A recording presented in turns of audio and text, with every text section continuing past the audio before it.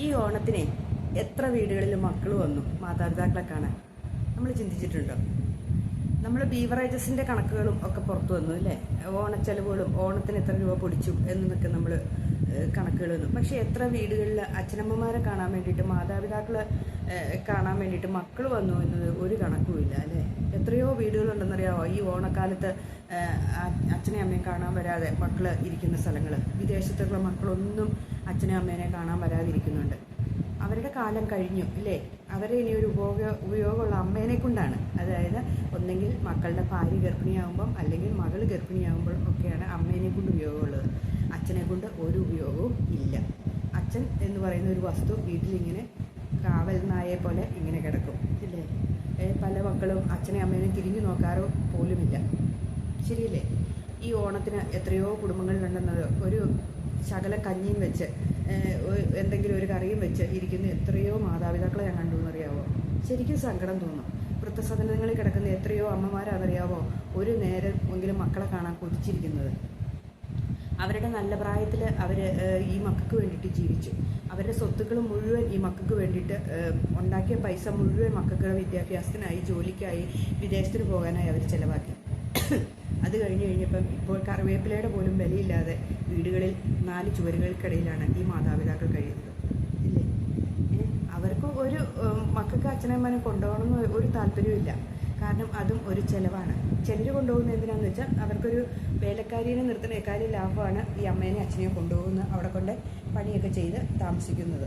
അതിന് വേണ്ടിയിട്ട് അവരെ കൊണ്ടുപോകും അല്ലേ? ശരിക്കും പറഞ്ഞാൽ ഒറ്റപ്പെടലിൻ്റെ ഒരു വേദനയുണ്ടല്ലോ, ഒരു ഭയങ്കരമാണ്. ഇവർക്ക് ആരോട് സംസാരിക്കാനുണ്ട്? ചിലയിടത്ത് അമ്മമാർ മാത്രമേ ഉള്ളൂ, ചിലയിടത്ത് അച്ഛന്മാർ മാത്രമേ ഉള്ളൂ, ചിലയിടത്ത് 2 പേരും ഉണ്ടായിരിക്കും. അമ്മമാരാണെങ്കിലും അച്ഛന്മാരാണെങ്കിലും ഇവരാരോട് സംസാരിക്കും? പരസ്പരം അങ്ങോട്ടും ഇങ്ങോട്ടും സംസാരിക്കാൻ ഏറ്റവും വലിയ ഏകാന്തത എന്ന് പറയുന്നത് എന്നാണെന്നറിയോ? നമുക്ക് സംസാരിക്കാൻ ആളില്ലാണ്ട് വരുന്നതാണ്. നമ്മുടെ ദുഃഖങ്ങളും സുഖങ്ങളും നമുക്ക് എന്തെങ്കിലുമൊക്കെ ഒരാൾക്ക് സംസാരിക്കാൻ ഒരാളില്ലാണ്ടിരിക്കുന്ന ഒരവസ്ഥയൊന്ന് ഓർത്ത് നോക്കി. എത്ര നാൾ നമ്മൾ മിണ്ടാവ്രതം എടുത്തിരിക്കും? ശരിയല്ലേ? ഒത്തിരി വീടുകളിലുണ്ട് ഇങ്ങനെ സങ്കടപ്പെട്ട് മക്കളെ ഓർത്ത് വിഷമിച്ചിരിക്കുന്നത്. പിന്നീട് അവരുടെ ചെറുമക്കൾക്ക് വേണ്ടിയിട്ട് കൂടെ സമ്പാദിക്കുന്ന ചില കാരണന്മാരുണ്ട്. അവരുടെ പെൻഷൻ പൈസയായി അല്ലെങ്കിൽ അതായി ഇതായി ഒക്കെ ചെറുമക്കൾക്ക് വേണ്ടിയിട്ടും എന്തിനാണ് ഇങ്ങനെ സമ്പാദിച്ചിട്ട് ഒരു കാര്യമില്ല. നമ്മൾ നമ്മുടെ മക്കൾക്ക് വേണ്ടിയിട്ട് സമ്പാദിച്ചു കൊടുത്ത് അവരെ വളർത്തി. ഇനി മക്കളാണ് അവരുടെ കാര്യങ്ങൾ നോക്കേണ്ടത്. നമ്മൾ നമ്മുടെ മക്കളെ നല്ല രീതിയിൽ നോക്കി. എൻ്റെ പോളിസി ഇതാട്ടോ, നമ്മൾ നമ്മുടെ മക്കളെ നന്നായിട്ട് വളർത്തി. അപ്പം ഇനി അവരുടെ മക്കളെ വളർത്തേണ്ട അവരുടെ ഉത്തരവാദിത്തമാണ്. അല്ലാണ്ട് അച്ഛൻ്റെയും അമ്മയുടെയും മുത്തച്ഛൻ്റെയും മുത്തശ്ശിയുടെയും ഒന്നുമല്ല. അവർക്കിനി വല്ല കഥ പറഞ്ഞൊക്കെ ഇരിക്കാനുള്ള പ്രായമായി ഇല്ലേ? ശരിക്കും പറഞ്ഞിട്ടുണ്ടേ, ചിലരുണ്ട്, ചില മക്കളുണ്ട് അച്ഛനും അമ്മയ്ക്കോ സൗന്ദര്യം പോരാ അല്ലെങ്കിൽ സ്വത്തുക്കളില്ല എന്ന് പറഞ്ഞ് കൊണ്ടുപോയി ഏതെങ്കിലും വൃദ്ധസ്ഥാനത്തിൽ കൊണ്ട് ഉപേക്ഷിക്കുന്നവരുമുണ്ട്. ഈ അടുത്ത കാലത്ത് ഞാൻ കേട്ടത് ഒരമ്മേനെ സൗന്ദര്യം ഇല്ല എന്ന് പറഞ്ഞ് ഉപേക്ഷിച്ചത്. അമ്മയാന്ന് പറയാൻ ആ മക്കൾക്ക് നാണക്കേട്. ഒന്ന് ഓർത്ത് നോക്കി, ഒരു 7 കിലോമീറ്റർ ചുറ്റളവിൽ മക്കൾ താമസിക്കുന്നത്. പക്ഷേ അമ്മയ്ക്ക് വട്ടുണ്ട്, അമ്മയ്ക്ക് അങ്ങനെയുണ്ട് ഇങ്ങനെയുണ്ട് എന്നൊക്കെ പറഞ്ഞ് അമ്മേനെ ഒഴിവാക്കി വിട്ടേക്കുവാണ്. അമ്മ എന്ന് വെച്ചിട്ടുണ്ടല്ലോ, അമ്മ ഇങ്ങനെ ഈ ബസ്സുകളിൽ കൂടെ ഒക്കെ കയറി നടന്ന് മക്കളൊക്കെ നല്ല നിലയിൽ താമസിക്കുന്നു. അവർ പറയണ അമ്മയ്ക്ക് വട്ടാന്നാണ് പറയുന്നത്. അവർക്ക് ആരോട് സംസാരിക്കാനില്ല. അവരപ്പോൾ ഇങ്ങനെ തന്നെത്താനെ പറഞ്ഞുകൊണ്ട് ഇങ്ങനെ ജീവിക്കുന്നു. അവരുടെ വിഷമങ്ങൾ അവർ ആരോടെങ്കിലും പറയണ്ടേ? അതിനാണ് അവർ ഈ പിറുപുറത്തോണ്ട് നടക്കുന്നത് ഇല്ലേ? ഇങ്ങനെ ഉള്ള ഒരു ഇഷ്ടംപോലെ നമ്മൾ കാണാറില്ലേ? ആരോടെങ്കിലും അവരുടെ വിഷമങ്ങളൊക്കെ പറയാൻ വേണ്ടിയിട്ട് ഇരിക്കുന്നവർ. നമ്മളപ്പോൾ ഒന്ന് ചിന്തിക്കണം, നമ്മൾ ഇങ്ങനെ ഒറ്റപ്പെടുത്തുമ്പോൾ അവരുടെ മനസ്സിലുണ്ടാകുന്ന വേദനകൾ എന്ത് മാത്രമാണെന്ന് നമ്മൾ ചിന്തിക്കണം ഇല്ലേ? ഒത്തിരി മാതാപിതാക്കൾ നമുക്കുണ്ട്. ഈ ഓണത്തിന് എത്ര മക്കൾ പോയി മാതാപിതാക്കളെ കണ്ടു. നിങ്ങൾക്ക് ഒന്നും സാധിച്ചില്ലെങ്കിലും ഒരു മുണ്ടെങ്കിലും വാങ്ങിക്കൊടുക്കുക നമ്മുടെ അച്ഛന് അമ്മയ്ക്ക്. അല്ലെങ്കിൽ ഒരു സാരി, ഒരു സെറ്റ് മുണ്ട്, അതിനൊന്നും വലിയ വിലയില്ലല്ലോ, അതെങ്കിലും ചെയ്യുക. അത് മാത്രം മതി. അല്ലെങ്കിൽ ഒരു ഓണസദ്യ, അതിനൊത്തിരി കറികളൊന്നും വേണമെന്നില്ല. ഒരു 2-3 കൂട്ടം കറി ഉണ്ടാക്കി ഒരു സദ്യ ഉണ്ടാക്കി കൊടുക്കുക. അവരിനി എത്ര കാലം ഈ ഭൂമിയിലുണ്ടെന്ന് നമുക്ക് ആർക്കും അറിയത്തില്ലല്ലോ. എനിക്ക് ശരിക്കും പറഞ്ഞ സങ്കടം തോന്നിയിട്ട് ചില കുടുംബങ്ങളിൽ ഒറ്റപ്പെട്ടുള്ള ജീവിതം കാണുമ്പോൾ. ഒരു ആശുപത്രിയിൽ പോകാനാട്ടെ, ഒരു മരുന്ന് മേടിക്കാനാട്ടെ, അതിനൊന്ന് സഹായിക്കാനാട്ടെ ആരുമില്ലാത്ത ഒരവസ്ഥയിൽ ജീവിക്കുന്ന എത്രയോ മാതാപിതാക്കളുണ്ടെന്നറിയാമോ? ആരും തിരിഞ്ഞു നോക്കാതെ. ജോലിയുള്ളവർക്കാണെങ്കിൽ പെൻഷൻ കാശുണ്ട്, അല്ലാത്തവരുടെ അവസ്ഥയൊന്നും നമ്മളൊന്ന് ചിന്തിച്ച് നോക്കി. അവരോട്ട് മക്കൾ കൊണ്ടുപോകണമില്ല, അവർക്കൊട്ട് ചിലവിനും കൊടുക്കുന്നില്ല. അവരിങ്ങനെ റേഷനരി മേടിച്ച് ഇങ്ങനെ ഇരിക്കുകയാണ്. വല്ലപ്പോഴും മക്കൾ കൊടുത്താലായി എന്ന് പറയുന്നു. ശരിക്കും സങ്കടം തോന്നും. നമ്മൾ എന്തിനാ ഇവരെയൊക്കെ ഇങ്ങനെ പെറ്റി വളർത്തി വലുതാക്കി വിട്ടേന്ന് നമ്മൾ പലപ്പോഴും ചിന്തിക്കും അല്ലേ. ഇങ്ങനെയുള്ള മക്കളെയൊക്കെ വളർത്തി വിടുന്നേക്കാളും ഭേദമുണ്ടല്ലോ 2 പട്ടിക്കുഞ്ഞിനെ മേടിച്ച് വളർത്തുമായിരിക്കും. ശരിക്കുമുള്ള കാര്യമാണ്. നമുക്ക് നമ്മുടെ മാതാപിതാക്കളാണ് നമ്മളെ കാണപ്പെട്ട ദൈവം എന്ന് പറയുന്നത്. നമ്മൾ ആദ്യ അക്ഷരങ്ങൾ പഠിപ്പിക്കുന്നത് നമ്മുടെ മാതാപിതാക്കളിൽ നിന്നല്ലേ. അവരെയാണ് നമ്മൾ ദൈവതുല്യമായിട്ട് കാണേണ്ടത്, അല്ലാതെ മറ്റുള്ളവരെ അല്ല. മറ്റുള്ളവരുടെ അമ്മമാരെ അച്ഛന്മാരെ നമ്മൾ ചുമന്നുകൊണ്ട് നടക്കും ഇല്ലേ. ചിലർ ഭാര്യയുടെ അച്ഛനെയും അമ്മയും ചുമന്നുകൊണ്ട് നടക്കും, ചിലർ വേറെ ഏതെങ്കിലും ഇതിലുള്ള സുഹൃത്തുക്കളുടെ അച്ഛനെയും അമ്മേനെയൊക്കെ ചുമന്നുകൊണ്ട് നടക്കും. പക്ഷെ നമ്മൾ ചുമന്നുകൊണ്ട് നടക്കേണ്ട ആരെയാണ്? നമ്മുടെ മാതാപിതാക്കളെയാണ്. നമ്മൾ നോക്കേണ്ടത് നമ്മുടെ മാതാപിതാക്കളെയാണ്. അവർക്ക് ഒരു നേരത്തെ സന്തോഷമാണ് നമ്മുടെ ജീവിതത്തിലെ ഏറ്റവും വലിയ അനുഗ്രഹം എന്ന് പറയുന്നത്. ഒത്തിരി പേരുണ്ട് കേട്ടോ, ഒത്തിരി പേരുണ്ട്. ഓണം, ക്രിസ്മസ്, വിഷുവിനൊക്കെ കാത്തിരിക്കുന്ന എത്രയോ മാതാപിതാക്കളുണ്ടെന്നറിയാമോ. വരും വരും വരും എന്ന് ഓർത്തുകൊണ്ട് ഇങ്ങനെ കാത്തു കെട്ടിയിരിക്കുകയാണ്.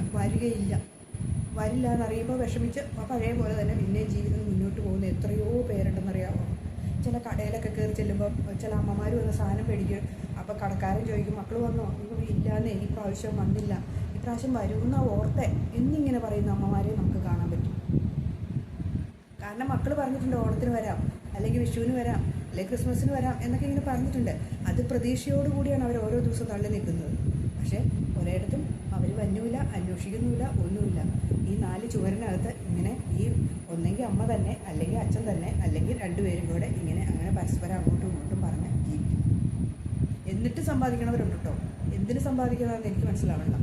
എന്നിട്ട് ചെറുമക്കൾക്ക് വേണ്ടിയിട്ട് സ്വർണം മേടിച്ച് വെക്കണവരും, ചെറുമക്കൾക്ക് വേണ്ടിയിട്ട് സ്ഥലം എഴുതി വെക്കണവരും, സമ്പാദ്യങ്ങൾ ചെറിയ ചെറിയ സമ്പാദ്യങ്ങൾ ഉണ്ടാക്കണവരും ഒക്കെ ഉണ്ട് കേട്ടോ. അവർക്ക് അവരുടെ ജീവിതം തീർന്നു, എന്നിട്ട് പോലും അതിനു വേണ്ടി ജീവിക്കുന്നവരും ഉണ്ട്. എന്നാൽ ഉള്ള കാലം ഇനി അവനവന് ജീവിക്കാമെന്ന് വിചാരിക്കണില്ല. അങ്ങനെയുള്ളവരുണ്ട്. അവരുടെ മനസ്സിൽ തന്നെ അവരുടെ മക്കളോ കുഞ്ഞുങ്ങൾ നന്നായി വരട്ടെ എന്നൊക്കെയാണ്.